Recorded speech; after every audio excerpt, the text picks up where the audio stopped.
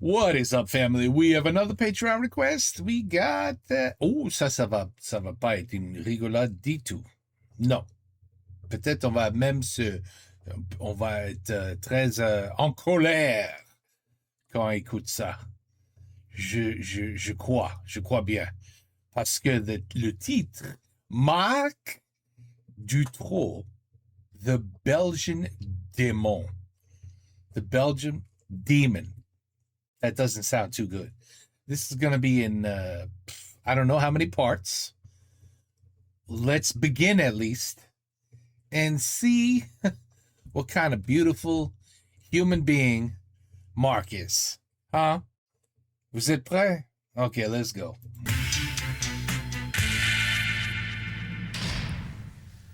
Marc Dutroux. On découvre son visage le 15 août 1996 au cœur de l'été, à la une de tous les journaux et de toutes les télés d'Europe. Depuis, ce visage incarne le mal, l'horreur, le monstre. Celui qu'on accuse d'avoir enlevé 6 enfants et adolescentes, de les avoir séquestrés, violés et d'en avoir tué 4. Démon. You got that right. Definitely a démon. The blood is boiling already. Mais qui sait s'il n'y a pas eu plus de victimes?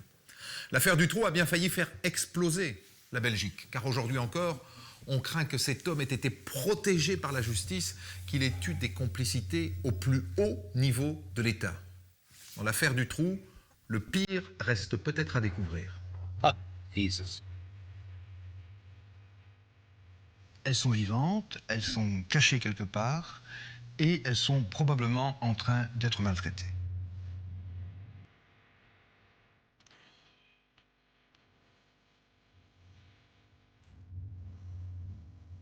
Marc Dutroux craque et il dit au procureur Bourlet, je vais vous donner 2 filles.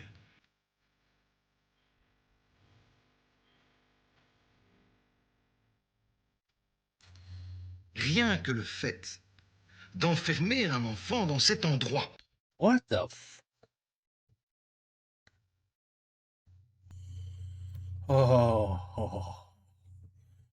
You need a separate judicial system for people like this. Tu comprends? There should be one system for a certain category of people that break the law and do harm to others.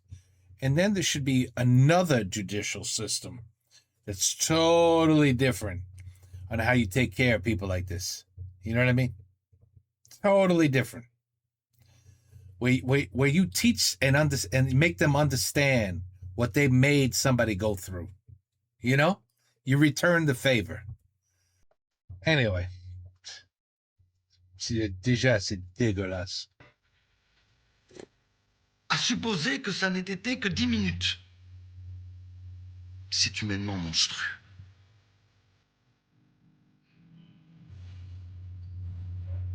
Oh my God. Il y a quelque part un réseau de pédophilie qui, malheureusement, devient presque la seule chance pour eux que leur fillette soit encore vivante. Mais la vérité, à la limite, il n'y a que Dutroux qui la connaît.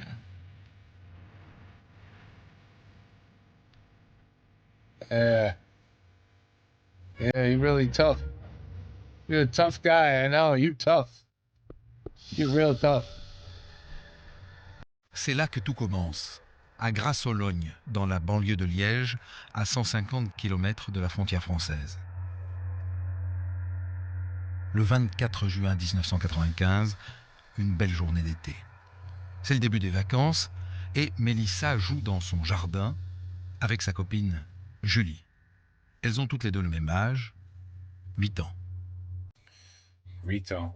Vers 17h, les 2 fillettes demandent l'autorisation d'aller près du pont de l'autoroute qui relie Liège à Bruxelles. Elles vont faire coucou aux voitures, comme elles le font de temps en temps. Mais cette fois-ci, elles ne rentrent pas et Karine, la maman de Mélissa, alerte toute sa famille. Karine téléphone le samedi soir, je crois qu'il doit être 6h30, 7h, quelque chose comme ça.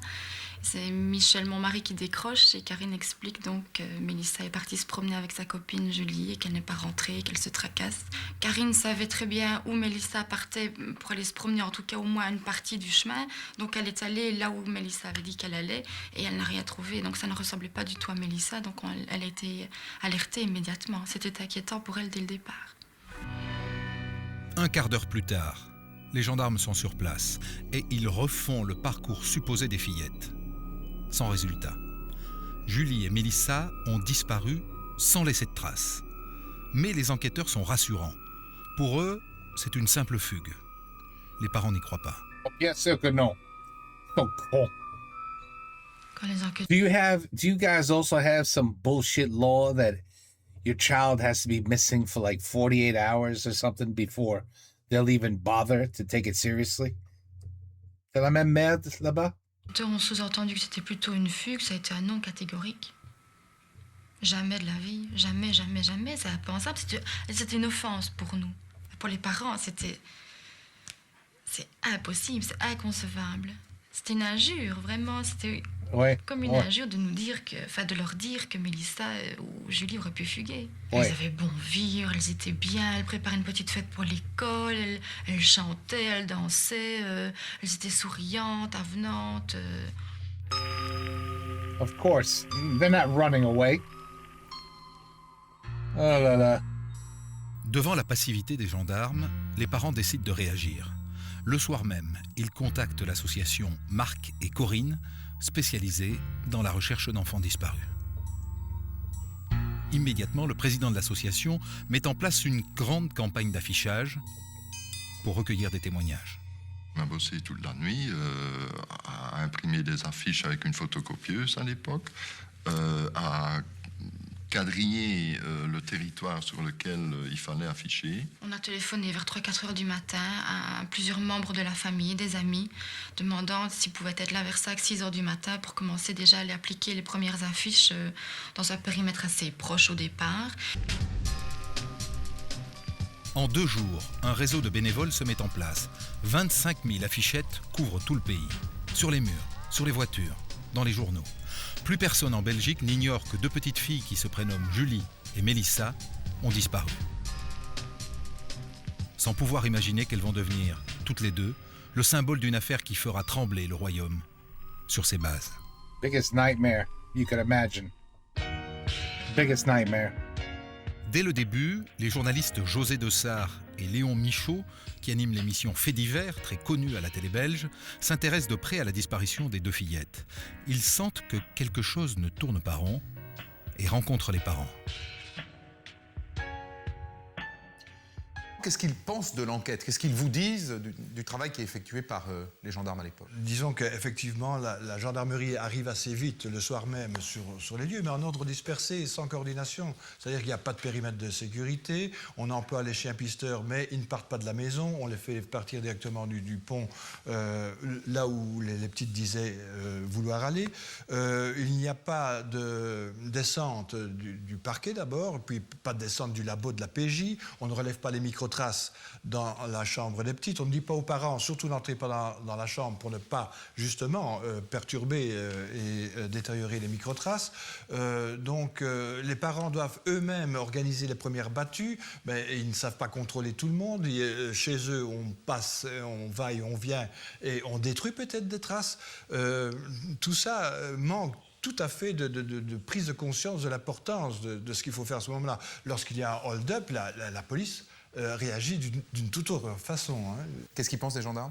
Il y a des choses qui les avaient stupéfaits. C'était par exemple qu'ils ont dû prêter un GSM parce que les gendarmes n'en avaient pas, par exemple. Et ils en riaient. Ils trouvaient que c'était vraiment... Enfin, c'était pas comme dans les films, hein, c'était vraiment de l'amateurisme et du sous-équipement, comme si finalement cette affaire était une simple affaire de routine. Peut-être d'ailleurs au début a-t-elle été considérée comme une affaire de routine, puisque vous savez qu'on pense tout de suite à des fugues dans ces cas-là, et on dit toujours, bon, elles seront revenues demain ou après-demain. Le problème évidemment, c'est que si elles ne reviennent pas, ben, les premières heures ont été... Wasted. C'est peut-être ça l'explication quand même, c'est que Ouais. Ça peut être une fugue au moment où ils arrivent. Donc pourquoi prendre toutes ces précautions? Ben oui, mais même une fugue pour des enfants de 8 ans, vous vous rendez compte? Des enfants de 8 ans tout seuls sur une route et qui ont fugué, ils sont en danger. Il faut donc une autre réaction pour tout ce qui est disparition d'enfants. Ouais. Ça, il faut vraiment que la société prenne conscience de ça. Dès les premiers jours, grâce à l'affichage, les témoignages affluent de tout le pays. Les gendarmes demandent aux familles de noter tout ce qui leur paraît étrange et inhabituel. Si vous vouliez, tous les matins, on se retrouvait à 9h du matin avec les enquêteurs et on leur donnait les informations, les renseignements que nous avions eus. On gardait une copie pour nous et on transmettait une copie aux enquêteurs. Un travail de fourmi. Les parents vont même jusqu'à relever le numéro de toutes les voitures qui passent dans le quartier. À la fin du mois d'août, plus de 2 mois après les disparitions, les gendarmes leur annoncent qu'ils ont une piste. Un homme aurait été aperçu près du pont. Ils ont un portrait robot dont la diffusion ne donne rien. Et puis lentement, le doute s'installe. Et si les gendarmes avaient déjà perdu l'espoir de retrouver les fillettes vivantes? C'est à ce moment-là que le journaliste Michel Bouffiou devient le confident des familles. Il assiste aux premiers accrochages entre les parents et les enquêteurs. Dans cette période-là, j'ai rencontré plusieurs fois les parents de Julie et Mélissa. Et je me souviens notamment d'une rencontre. Un soir, je suis arrivé chez eux.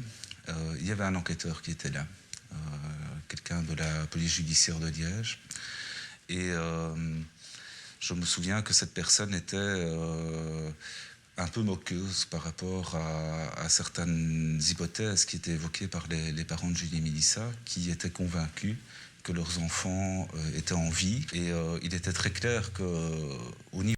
Let me tell you something. If I told a police officer or an investigator that I believe my children are still alive and he mocked me, I'd be in jail. Au niveau de l'enquête, des autorités judiciaires en général, on était tout à fait dans une autre logique. On pensait, on avait comme a priori que ces enfants devaient être morts le jour même de leur enlèvement ou très peu de temps après, et que l'enquête du coup ne présentait pas le même degré d'urgence. Wow. Thank God they're not abducted and tortured every day. Fucking idiots.